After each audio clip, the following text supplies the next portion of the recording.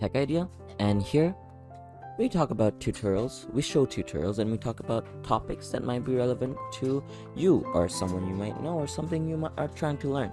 And today we're going to be talking about on how to get Aimbot on Fortnite. Now, first of all, Aimbot is a software that will allow you to automatically snap onto your enemy or opponent's head and basically hit a lot of headshots.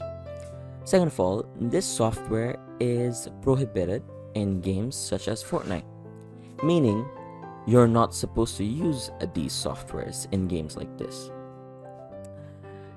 Hence, if you do get caught while using a software such as, software that gives you advantages over other players such as aimbot, wall hacks, and all of that, you will get banned. And how many cheaters have you seen in Fortnite? Very little. Honestly, I haven't met any cheaters yet in Fortnite at the very least, and I've been playing this game for a long time.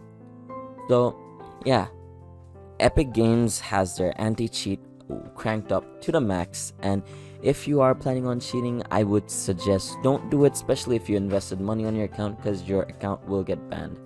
So with that being said, thank you so much for watching, and yeah, that's about it. Bye bye. Drop a like and hit that subscribe as well as that notification bell. See ya.